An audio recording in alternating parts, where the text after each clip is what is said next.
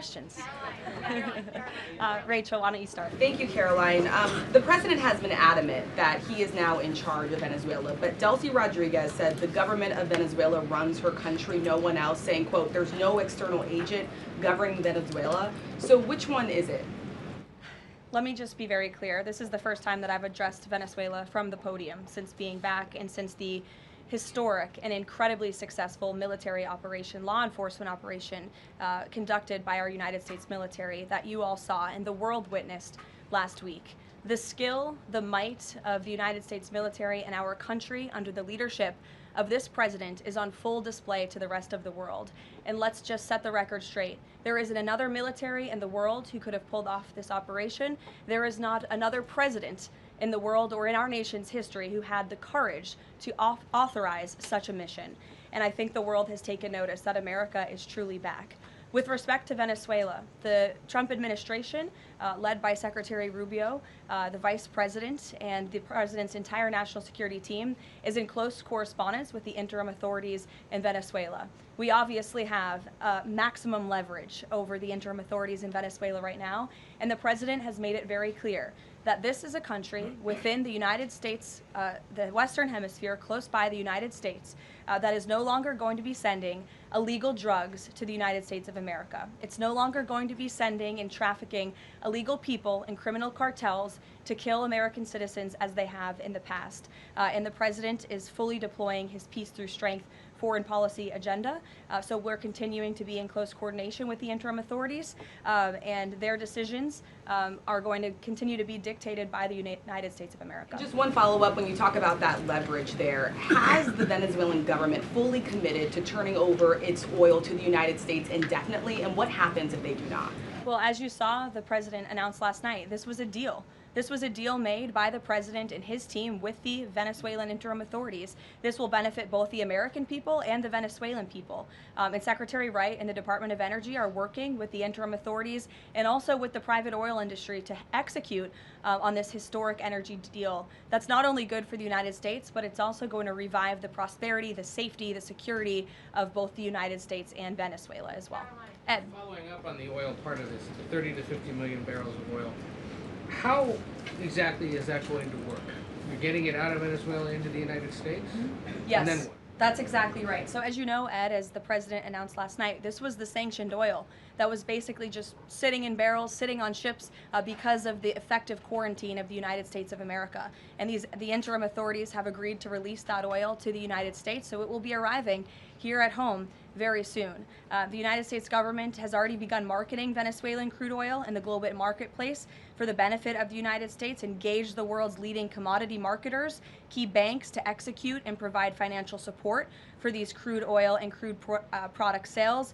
All proceeds from the sale of Venezuelan crude oil and products will first settle in U.S.-controlled accounts at globally recognized banks to guarantee the legitimacy and integrity of the ultimate distribution of proceeds, and those funds will be dispersed for the benefit of the American people and the Venezuelan people at the discretion of the United States government. It sounds like it requires a lot of private sector engagement and agreement And from the oil industry and the banking industry. Do you have that yet? There's a lot of private sector engagement that's happening right now. As you know, Secretary Wright, our energy secretary who's heading up this big project, is in Florida today meeting with some of these oil executives. And as we confirmed earlier, they will also be at the White House later this week. So they are absolutely eager to invest. They're eager about these opportunities. And Secretary Wright is a very well knowledgeable guy when it comes to oil and energy, and he's the perfect man for the job. Another corner of the world, Sure. real quick on Go Iran. ahead. Go ahead. So just to follow up on the oil, 30 to 50 million barrels is an initial tranche, if you will, and then what happens after that? What I won't get ahead of the plans that the president and his team are currently speaking with the interim authorities about, but rest assured, there is a long-term plan here. Secretary Rubio and the entire team are working diligently on it, and this is just sort of the first action that you all are seeing. Ed. Thanks, Caroline. So in order to get these oil companies to invest billions in Venezuela, how will the U.S. reassure that their workers will be safe in Venezuela? Could there be troops involved?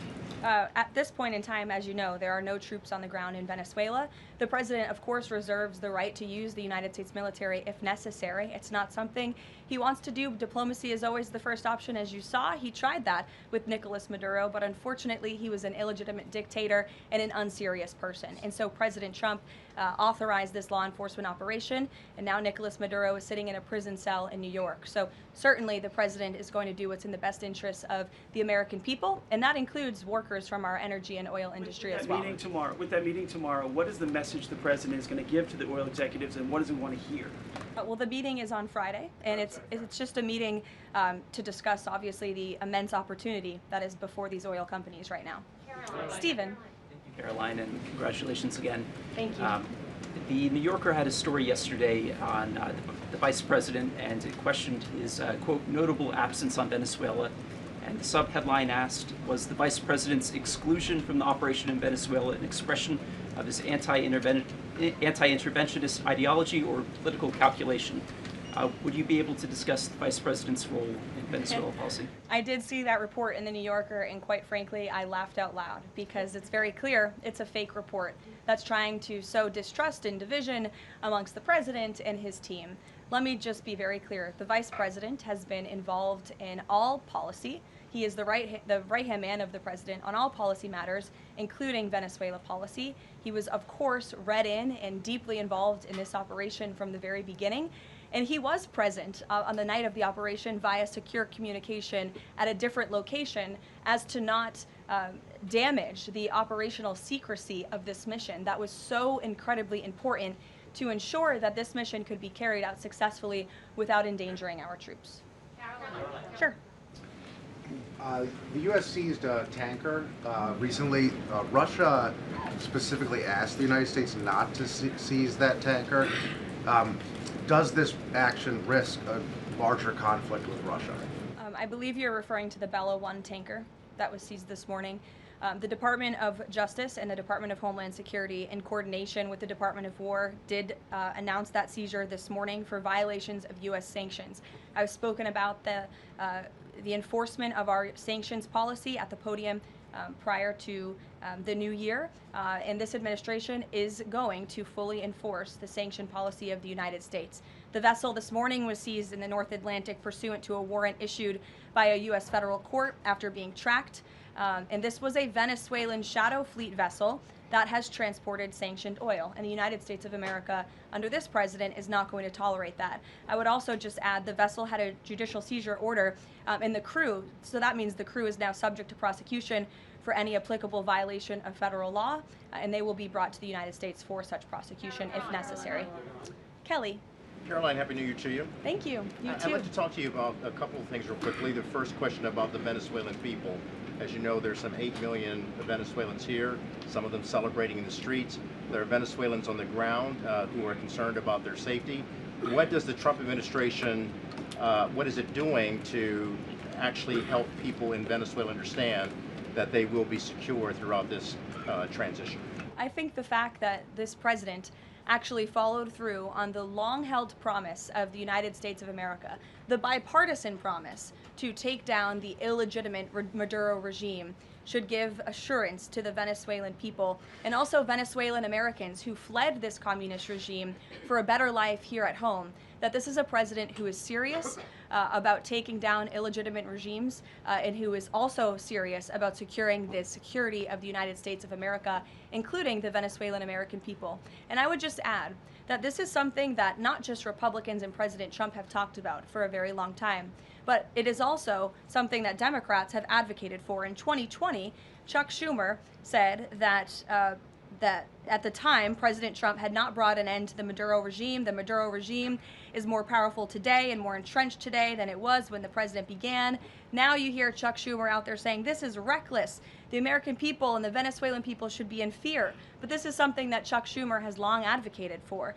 Senator Chris Van Hollen, same thing, had said that the United States is going to use its leverage and influence to push for negotiations to transition to the truly elected leader. This was under President Biden. We know Maduro and his cronies don't want to go quietly into the night. The U.S. needs to work to ratchet up the pressure. Now, Senator Holland says it's an illegal act of war to get rid of Nicolas Maduro. So the hypocrisy is really astounding here, and thank you for giving me an opportunity to point it out, Kayla. Sorry, go ahead. Yes. So there are reports that the administration is demanding that Venezuela cut ties with China, Russia, Iran, and Cuba. Can you confirm? I'm sorry? Reports that the administration has essentially demanded that Venezuela cut ties with China, Russia, Iran, and Cuba. Can you confirm that? Well, those alleged demands were made in a classified briefing by Secretary Rubio, and I know that there's a lot of leaks coming out of these classified briefings, so I'm not going to confirm or deny or get into what the Secretary has said in classified settings to members of Congress. But I think that the administration has made it quite clear to the interim authorities in Venezuela that this is the Western Hemisphere, and American dominance is going to continue under this president. On the topic of Greenland, if I could just ask, there have also been reports that the U.S. could potentially buy Greenland as one potential option on the table. What would such an offer look like? Is there anything monetarily you could provide, any details there? Well, that's something that's currently being actively discussed by the president and his national security team. And I would point out that the acquisition of Greenland by the United States is not a new idea. This is something that presidents dating back to the 1800s have said is advantageous for America's national security. The president has been very open and clear with all of you and with the world that he views it in the best interest of the United States to deter Russian and Chinese aggression in the Arctic region. And so that's why his team is currently talking about what a potential purchase would look like. Karoline. Jackie. Karoline, just following up on Greenland, why not rule out taking it by military force? I know that past presidents and past leaders have often ruled things out. They've often been very open about ruling things in and basically broadcasting their foreign policy strategy to the rest of the world, not just to our allies, but most egregiously to our adversaries. That's not something this president does. All options are always on the table for President Trump as he examines what's in the best interests of the United States. But I will just say that the president's first option always has been diplomacy. Again, look at Venezuela.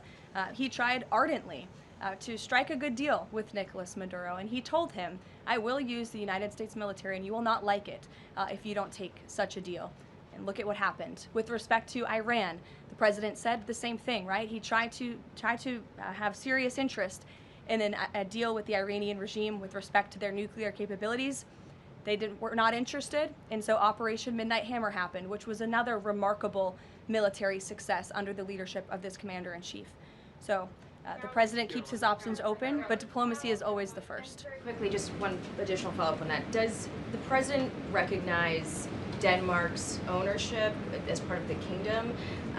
Because there have been some Republican senators questioning, the claim that Denmark has to Greenland. Is the president in that camp with them, questioning the legality of I have not heard him question it personally, but you're welcome to ask him yourself next time you have the chance. Sanctions are being lifted for Venezuela. We got to lift some sanctions to let the oil come in. Can you talk about that just very briefly? Yes, so the U.S. is selectively rolling back sanctions to enable the transport and the sale of Venezuelan crude and oil products to the global markets, yes. Annie. Thank you. There are some reports from Venezuela that the country's leaders are cracking down on the population, specifically suppressing public expression of support for Maduro's ouster. Is that kind of behavior consistent with what the president wants to see, how the president wants to see the leaders take on the population? It would not be consistent, and I'll let the president's national security team speak further on that. I know they are well aware and tracking. Kelly. Two questions. One, on the seized vessels, the Bella, the Sophia, can you tell us where they're headed, what happens to any existing cargo, and you reference personnel but potentially facing prosecution? That's one thing I'd like to follow on. And then on the Bella. Yes, okay. And on Annie's question, if I could also ask, does the administration believe that the interim regime should release all political dissidents and prisoners and return detained Americans? That's not a question that I've personally spoken about to the president with, so I will let him answer that question. I don't want to make new policy at this podium today with respect to Venezuela. With respect to the two ships that you mentioned, I spoke with you about the Bella 1. There was another vessel this morning, the Sophia, that in coordination with the Department of War, the Department of Homeland Security apprehended it. This is a stateless, sanctioned, dark fleet motor tanker, and this occurred without incident. This vessel was operating in international waters and conducting illicit activities in the Caribbean Sea. The U.S. Coast Guard is escorting the Sophia to the United States for final disposition. To answer your question, Kelly, directly, This was through Operation Southern Spear. The Department of War is unwavering in its mission to crush illicit activity in the Western Hemisphere. And as the President has repeatedly stated, we're going to defend our homeland and restore security and strength across the Americas. Dasha. Dasha, go. Caroline, thank you and Happy New Year. Thanks, you too. Two questions, one on Venezuela, one on Greenland. You've repeatedly at the podium called the current leadership in Venezuela interim leadership. There are Republicans and Democrats alike that say they want to see elections in Venezuela. The president had said it's too soon to do that right now, but is there a timeline for elections in Venezuela? Is he committed to seeing that this year, for example? You just said the president has answered that question, so I will reiterate what the president has said a few times now to all of you, which is that it's too premature and too early to dictate a timetable for elections in Venezuela right now. Caroline, you just talked to Jackie about diplomacy first, right? The Danes have repeatedly said they are willing to collaborate on all of the concerns that the president has, whether it's more troops, mineral rights, intelligence sharing. Why does the president feel he needs to own Greenland and not and put out the threat of military action when this could be done through diplomacy? Well, who said diplomacy isn't taking place behind the scenes, Dasha? I mean, the president is interested in diplomacy. His national security team is as well. And of course, he's always willing to pick up the phone for everybody and hear out their concerns. But the president is the president of the United States of America, and he's always going to be very clear about what he views as being in our nation's best interest. Reagan. Caroline, I have a question for you on Venezuela, and then I'd love to ask you about Minnesota and Tim Walz. Sure. On Venezuela, I'm wondering, does the administration hope to start sending more Venezuelan migrants back home or have them self-deport if the situation in the country improves? As far as I'm concerned, the policies of the Trump administration and the Department of Homeland Security have not changed. All those illegally present in the country are subject to deportation. And I would just like to add how we got here. The president was very clear on the campaign to the American public, and it's one of the many reasons they resoundingly reelected him back to this office, that he was not only going to crush foreign drug cartels, but that he was not going to stand by and watch as the illegitimate Venezuelan regime was sending illegal criminals and gang members and rapists and murderers to our country, which happened to the tune of thousands under the previous administration and president. And so there could be nothing more America first than this operation that took place last week. And I would just remind all of you in this room that there were innocent Americans like Jocelyn Nungare who lost their lives at the hands of dangerous Venezuelan criminals who were sent here by the Maduro regime. And that has been the president's North Star and guiding principle throughout his entire policy since January 20th. Tim Walz in Minnesota. Does the administration believe that Tim Walz potentially dropped out of the governor's race because he could be under criminal investigation? I don't know if there's a criminal investigation. If there was, I wouldn't be able to comment on it from up here, to be honest with you. But I think Tim Walz probably dropped out of the race because he realizes he no longer has the support of the people of his own state, which is a remarkable downfall considering he was the #2 on the Democrat Party's ticket just about a year ago. When it comes to Minnesota, the fraud that we have seen, the wide scale of fraud is really remarkable. It's egregious. I would encourage every single journalist in this room to go to Minnesota and to cover it yourselves. As for the Trump administration, we have officials who have been on the ground almost every day. Secretary Noem was there yesterday. Secretary Bessent will be traveling there later this week to talk about the fraud and to do a roundtable on this very topic. And I would just like to leave you with an update. To date, the Department of Justice has charged 98 total defendants in several Medicaid fraud and related case programs. 64 were convicted, and 85 of the 98 charged were of Somali descent. The DOJ has also issued over 1,700 subpoenas, executed over 130 search warrants, and they have now added more attorneys to their office there to absorb the case flow. DHS is on the ground going door to door conducting large-scale criminal and HSI investigations. They have also sent approximately 2,000 agents to Minneapolis to assist with law enforcement and immigration enforcement. As I said, Secretary Noem was on the ground yesterday. The Department of Health and Human Services has also begun requiring a justification and photo evidence for all child care related payments nationwide, and they required Minnesota to conduct a full audit of all child care centers. They also froze $185 million in funding to Minnesota. And Dr. Oz, who was just here, also notified Governor Walz they're going to begin auditing Medicaid recipients and deferring payments on claims based on waste, fraud, and abuse. The Department of Labor is also conducting a targeted review of Minnesota's unemployment program. Department of Agriculture requiring Minnesota to conduct recertification for SNAP recipients, and HUD has launched investigations into the public housing. SBA has also suspended nearly 7,000 borrowers amid suspected fraudulent activity. So, with all of that, rest assured this is an all-hands-on-deck effort from the entire administration to get to the bottom of this and to ensure that the ripping off of taxpayers in the state of Minnesota, and it won't just be Minnesota, it'll be any state across this country where fraud has taken place, and we are protecting law-abiding, tax-paying American citizens. Phil. Thank you, Caroline. Just to follow up on Greenland, there are treaties already on the books that give the United States access to the island. They can construct and maintain military bases there. We can house personnel on the island. The U.S. has control of landings, takeoffs, anchorages, etc. So I'm curious if you could just spell out for the American public, what specifically would the U.S. gain by taking control of Greenland that the U.S. doesn't already have access to right now? More control over the Arctic region and ensuring that China and Russia and our adversaries cannot continue their aggression in this very important and strategic region. And there would be many other benefits as well that, again, the President and his national security team are currently talking about. Jeff, I'll give you another one. Welcome. A broad sort of stand-back question on foreign policy. Are you concerned about increasing tensions with Russia because of the tanker seizures? And how does the U.S. action in Venezuela impact the ongoing relationship with China and the President's relationship with President Xi? I think the President has very open, honest, and good relationships with both President Putin of Russia and also President Xi of China.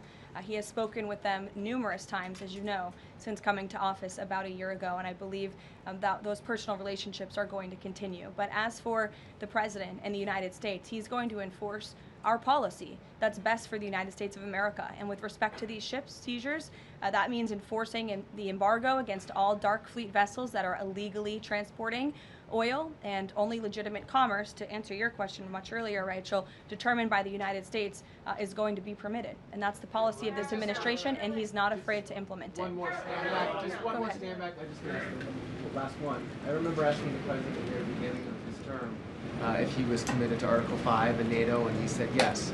Has his stance on NATO or his commitment to NATO changed? Did you see his statement earlier today?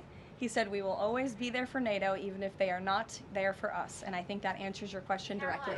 Yes.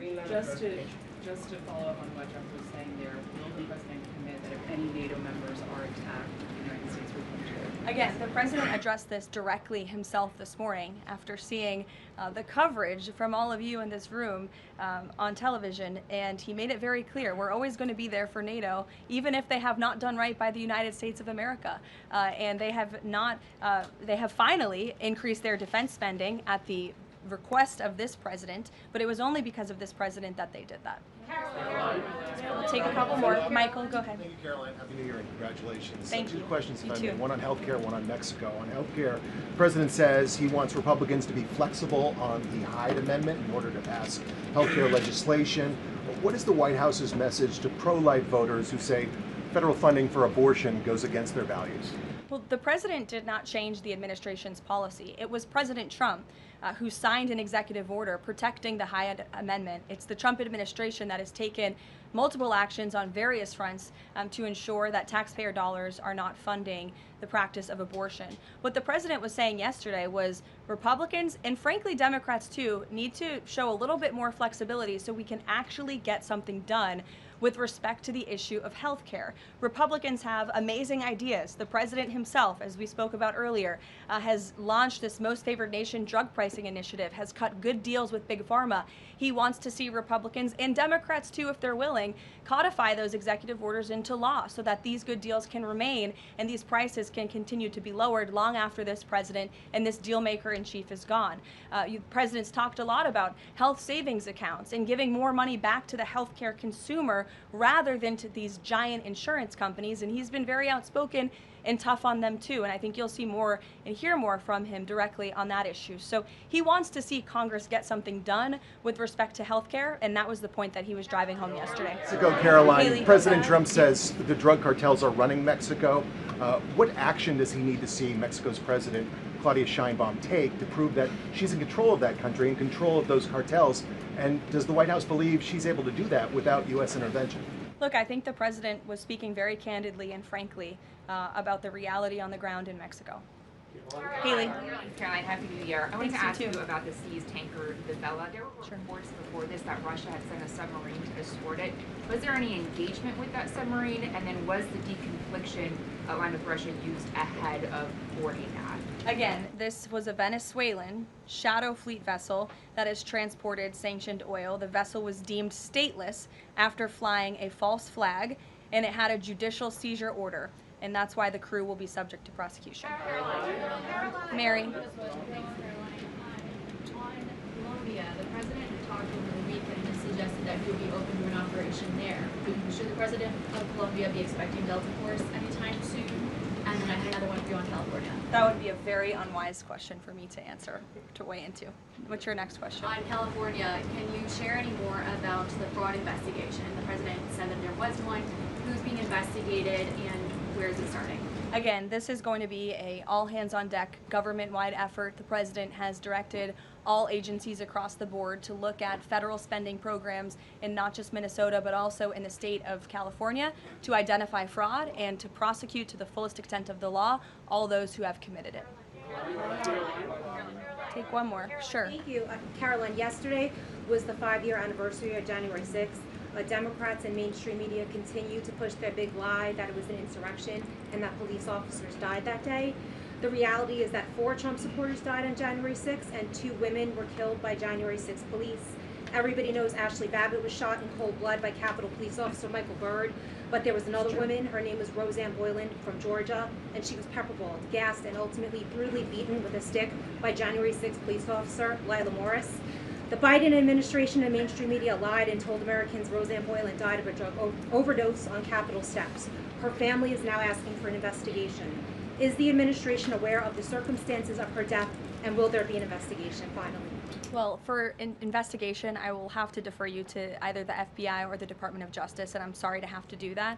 But with respect to all of the facts that you just laid out, the White House relished the opportunity yesterday to actually create a new website to share the facts with the American public, but also all those in this room. We knew the media would be covering January 6th quite a bit because they think it's something that the American people are still believing their lies on. They think it's something that still helps their case against this president. Obviously not, or else he wouldn't have been reelected in an overwhelming fashion in November of last year. And so I would encourage everyone to take a look at the website.